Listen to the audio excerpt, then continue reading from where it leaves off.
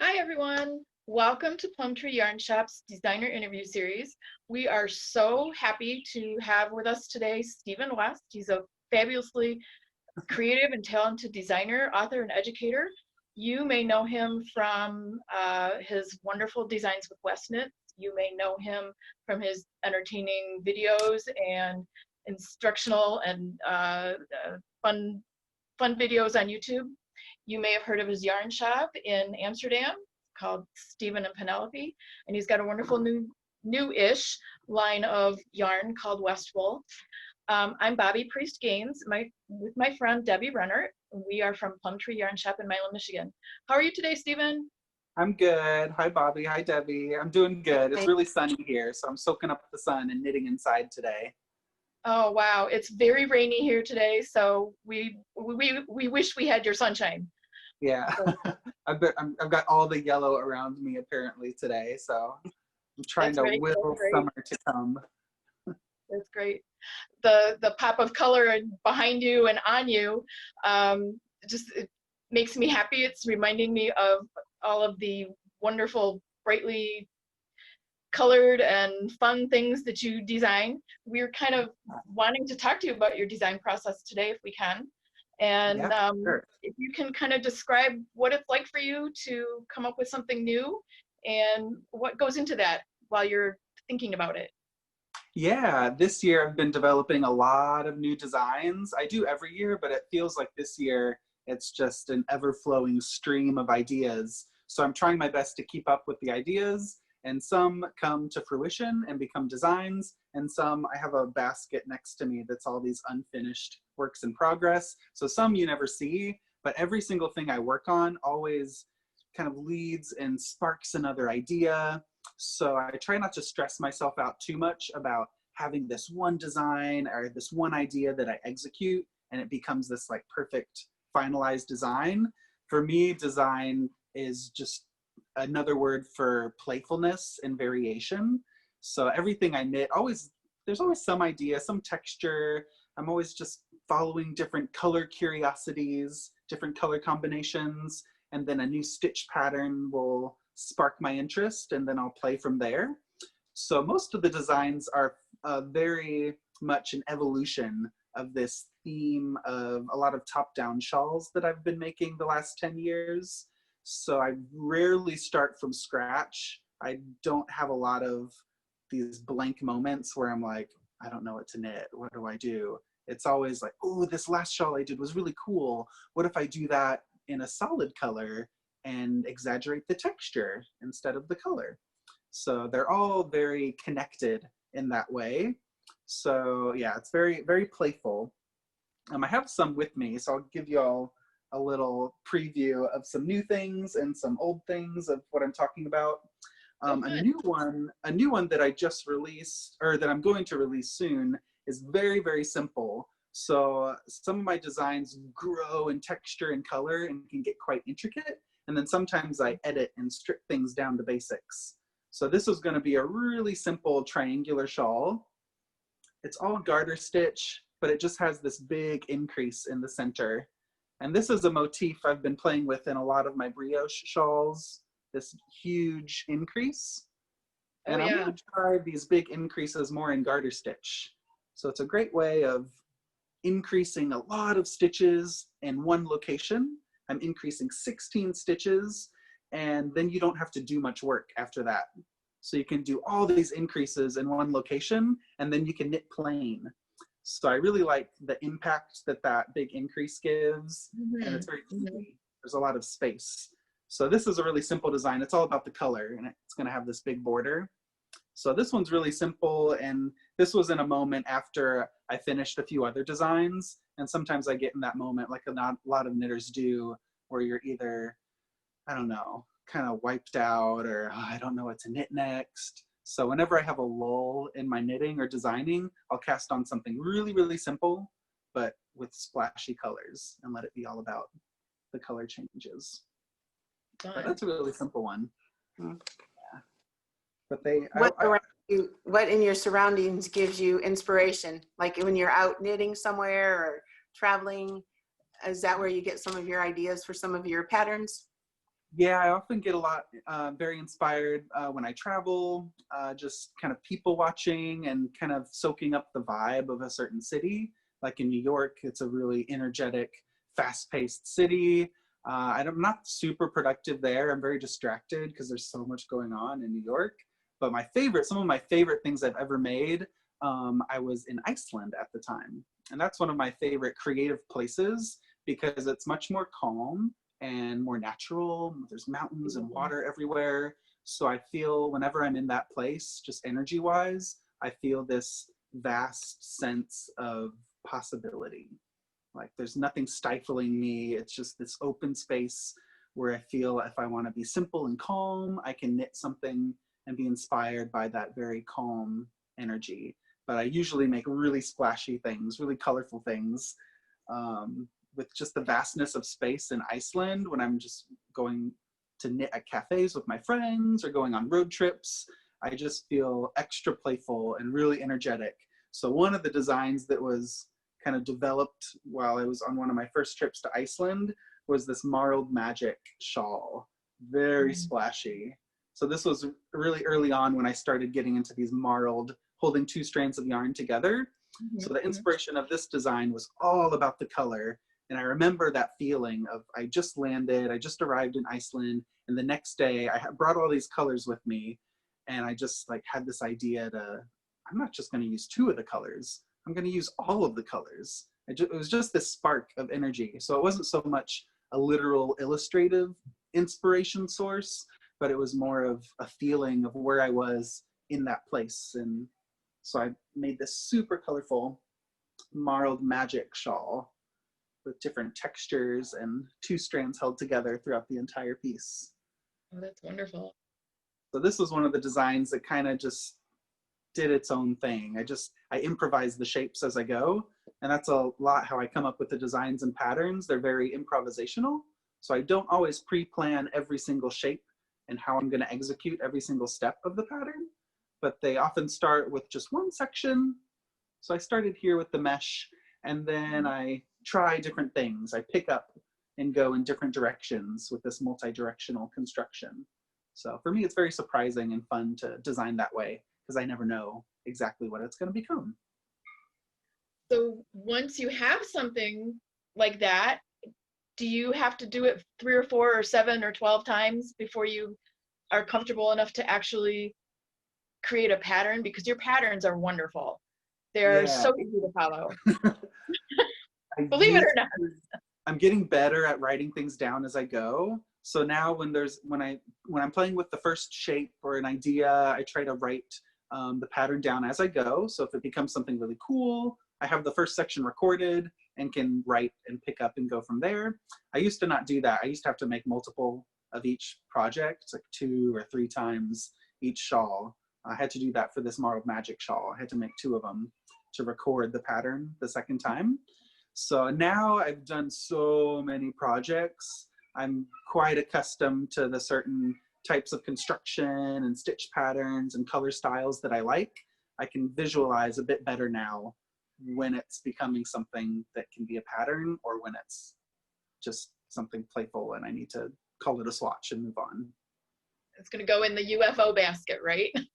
Yeah, I have one of those that's getting out of hand. This is a big marled like kimono jacket thing. I don't know if this is ever going to become a pattern. There's so many sections. I have been writing this down as I went, but it's just getting out of control. So I think I might just make this a personal me project and not write a pattern for it. Something to curl up on when you're cold. Yeah, it's a lot of sections. And this is the case where it's something, if I write it out, it's cool, but it's going to be really big. And I'm like, I'll have to make another one to write another size. So I don't know. After, that's beautiful, by the way. After you've created something and you're comfortable with it, then what happens? Yeah, so after it becomes something, usually I'll finish the first prototype myself. If I'm really excited about it, I'll like write out the pattern and just cast it on. And then I have a couple friends that help me knit and finish samples. So some things I just hand over to them. Yeah. And let them finish. But most things I knit every prototype myself completely. And I finish the pattern, I write it out, and then I send it to a sample knitter. And we have another color variation knit. And they're kind of my main primary tester. They test out and work out all the kinks. So we try to minimize as many errors as we can before the pattern is published. And then after my sample knitter works on it, we send it to a group of test knitters usually that kind of get yardage feedback and knit it in different colors. And so we try to work out all the kinks. And that usually takes kind of minimum 2 to 3 months or so from when I cast on and knit it to when it goes through the cycle and other people test it and I publish it.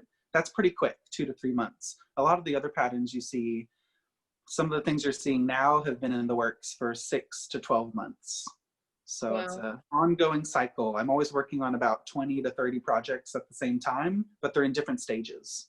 Some Sure. I'm knitting, some I've knit and are just being tested and tech edited. Some I'm just need to be photographed, but there's usually 20 to 30 that are always on a big board, a project board that we have to keep me busy and always have patterns lined up for the next season. I'm glad you mentioned the project board because I was thinking, how in the world do you keep track of everything? So that It's a has lot got to to help. juggle. Yeah. Yeah, I used to do it all in my head. Everything was in my head, design-wise, when I would release it, like who was test knitting it. That was all just, I did it myself. Now I have someone that helps me project manage all of it because it's a lot. In addition to, I work a lot with dyers on developing special colors for the designs. So that's another aspect of organizing the timeline of when the yarn is being made and shipped to me or shipped to a sample knitter and when the yarn is released.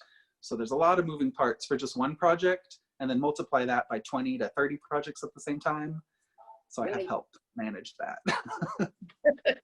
I think that's you would have really to. interesting. It's really interesting on the back end because what you see is this like the beautiful final photo, but you don't always see how surprisingly quick some of them are to make, or sometimes you don't see the background of, oh, that was like 2 years ago he started that and it's just now coming out. Oh, wow.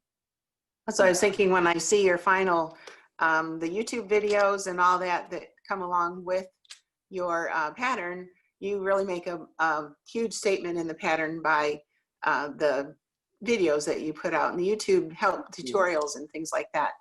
Yeah, it's such a tool, especially now. There's so many more creative outlets that we can communicate to the knitting community, like with this Zoom meeting.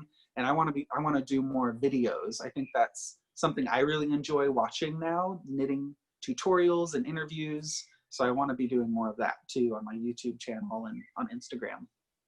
The first video I saw of you was how to wear a shawl. Yeah, way back Love when. that one. That's a fun one. That's still up on YouTube. How to wear a shawl. You'll learn 10 ways to wear a shawl and 10 other ways you didn't even know that it was possible to wear a shawl. You're right.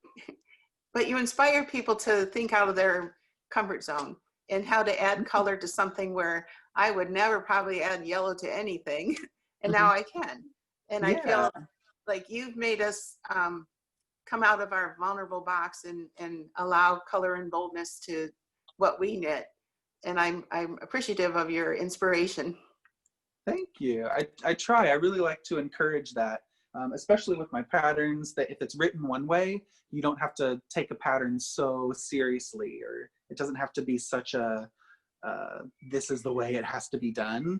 With stitch counts, with color, I really like when people kind of embrace that freedom of, oh, I can add a different border to it, or I can stop early, or I'm off a couple stitches, just pick them up somewhere and keep going. Because that's what I do when I knit. I'm very much a type of knitter where if it's not perfect, I'll just sneak in an extra decrease wherever I feel like it. So I don't have so many strict rules that I follow. So I try to embrace a playfulness. I'm more about the overall color and the impact of a shawl or sweater than the exact how it should be technically, because I don't think there is a right way to knit a sweater or a shawl. Right. You get to be the boss of your yarn, right? Yeah, for sure. And if you don't love it, if I've learned, this has taken a long time for me to learn, but if you don't love it, if you're not super into a project. There are projects where it's good to, you know, be disciplined and work through it. But if I'm really not feeling a project, I try to set it aside and cast on something that I'm really loving, a yarn that I'm really inspired by. Because I've knit so many projects where I forced myself to finish or work on it, and I just never finished it, or I wasn't happy with it when it was done. You got to kind of make that realization earlier that no, the colors aren't quite singing to me. So throw in a color that you really love to, or cast on a new project. That's why I have 20 works in progress, but So but I what would love you it. say to It's cycle. what would you say to Oh, someone yeah. who's a little bit more conservative, maybe by nature, and is kind of maybe frightened or not real sure about working with big pops of color?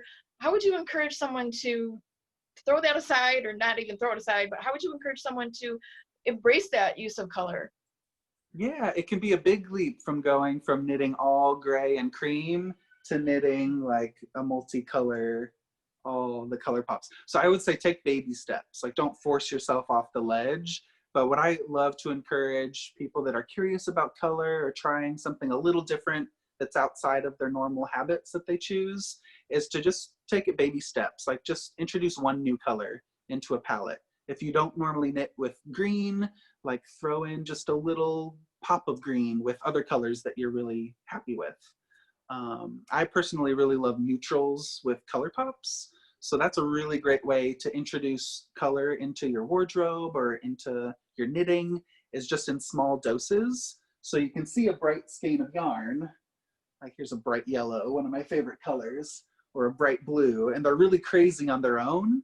But if you combine them with neutrals, that blue, just as a little accent pop, is much more palatable and is a smaller statement. It's kind of like when you wear a bright earring or a bright necklace. You have a little spark of color, but it's not your whole outfit that's that color pop. So keeping it really safe with neutrals and then just one little accent color is a great way to incorporate color into your knitting. And then colors doesn't always mean it has to be super bright neon colors. I always try to encourage people to, you know, find their favorite color pop or add a color pop to your knitting, but it doesn't have to be a loud color pop. Like, your color pop could be a jewel tone, or like an emerald green, or a raspberry purple. It doesn't need to be the extreme on the color range, but I think adding those little color pops, for me, makes it more fun to knit and just makes the finished piece a bit more striking and more engaging for people that see it. Right. Yeah, I really like when you marrow colors together, because I feel more confident about using that pop of color then, because it's sort of toned down a little bit. But Yeah. That's what I like about your patterns. Where do you see your future trends going, or in the knitting world? What do you see in the future as far as what's going to be happening next? Yeah, that's a good question. I've noticed I've been knitting for 16 years about. I've been designing patterns for 10 years, and I've kind of stumbled upon these fascinations. Like when I learned how to do the brioche stitch, I just loved it and knit everything in brioche, and I still love it and will keep knitting with it. But there are these like moments, at least for me, where I find this fascination and try to discover all the possibilities of it, like with marled knitting, yeah, playing with yarns held together. Right now, I'm really obsessed with slip stitches, and there have been amazing slip stitch patterns for years and years, but I haven't played too much with slip stitches. So I want to develop a bunch of different stitch patterns and explore where that can go. This is one of the new shawls of mine called Painting Bricks. And what I love about slip stitches is you can get that really graphic punch quality, but when you have a main color with slip stitches, that kind of gives the other colors like a frame or something to ground them.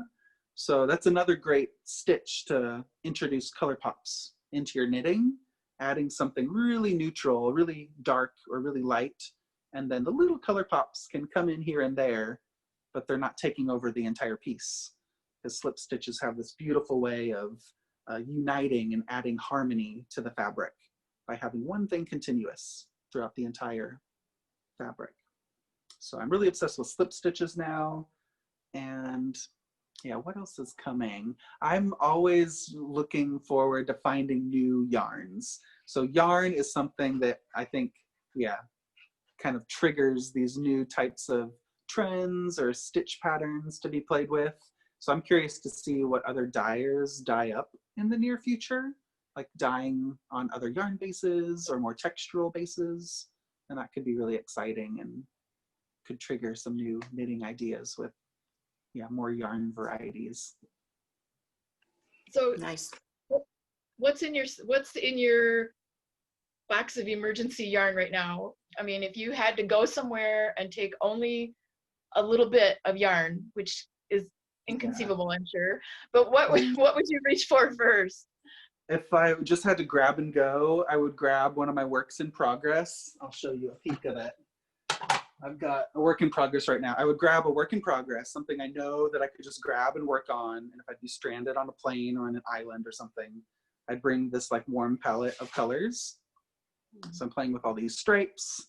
So I'd pop this basket in a bag and like, okay, I'll bring that. And then I'd have to bring some yarn to start something new. So I would just grab, and I have all these leftover baskets. And this is my favorite way to work, are using all these like leftover partial balls and skeins. So I would grab this basket. These are all my golds and yellows. That's my go-to color that I choose and mix with. So I would just put all of these in a bag and go out the door. I wouldn't know what I would make, but I could do something marled, I could do something stripy. Yeah, I really love doing these scrappy kinds of palettes with lots of different shades together. That's fun. Stephen, it's been really wonderful talking to you, but before we wrap this up, what would you like us to know about your world, or what would you like to share with us that we haven't covered yet? Ooh, some interesting things coming up. I will be sharing some more videos. So I'd encourage people to check out, I have some just simple, quick technique tutorials on YouTube. If you just search Westknits cast on or Westknits technique on YouTube, you'll find some little videos. So I'll be sharing more of those. And what else? I have a new shawl coming out tomorrow, some simple garter stitch. So there'll be lots of new shawls coming this summer. What else is new? Yeah, I think that's the most exciting, or like all the shawls you'll see this summer. They're my favorite things to make. So I don't even know. I haven't even counted how many shawls I've made. Several hundred. I made hundreds of shawls, but I'm not stopping. They're so addicting. For me, a shawl is like a swatch. This is a big shawl called Wavy Wiggles. So a shawl, if I don't know what to make, I'll just cast on and start knitting. And if you don't know what kind of pattern to make, just make a shawl. If it's too big or too small, you can like put it on your dog. It could be a little kerchief for your dog, or give it to a friend, and your friend won't know that it's too big or too small. Just say you made it especially for them, and they'll think you're amazing. Oh, this shawl wasn't working out. I just found it off early and gave it away. But yeah, I love making shawls because for me, they're like swatches. They can be any size. It's all about the drape, all about the color. So there'll be some new simple shawls coming out this summer that you can really customize with color. Nice.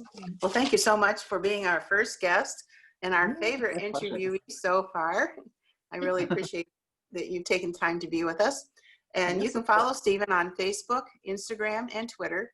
Just look for Westknits and look for his shop online at Stephen and Penelope. And I know you have a new wool shop, westwools.com is the correct address? Yeah, westwool.com, and Westwool is on our website. It's a new project we started last year, making our own solid wool yarn. It comes from the UK, and it's a really nice blend of a merino wool, Falkland merino, and then there's a Dutch breed of sheep called Texel, Texel. It looks like Texel, but it's called Texel, and it's a more toothy, like a more robust wool. Non-superwash as well, so it adds a little bite to the yarn. So it is buttery soft, but it has this nice lofty woolly feel to it, which I like for accentuating stitch patterns. It's not a superwash yarn that's all about the drape and the saturation of color. It's more crispy and lofty and woolly. So I've been knitting a lot with that Westwool yarn. And I yeah, can't wait to just get my hands on that. Me either. Well, then, Stephen, the next time you're in the Midwest area, please come and visit us in Milan, and we'd like to show you around our little town Oh, thank you. I would and our love that. shop, take you to the award-winning bakery down the block, and maybe we can do an event Ooh, together. that would be fabulous. You can't get But better than baked goods and knitting. yeah, all together. We can just sit in a little bench outside in the park and have a Oh, public knitting day when you're well, here. I can't wait to be able to To travel everyone again. else, we thank you for watching and thank you for supporting your local yarn shop, whoever and wherever that may be. Again, this is Debbie Runnert and my friend Bobby Priest Gaines from Plum Tree Yarn Shop in Milan, Michigan. We hope to see you again soon. Again, thank you, Stephen. Thank you, Bye. Bobby and Debbie. Thanks, Stephen. Have a great day. Thank you. Have a good day. You too. Bye-bye.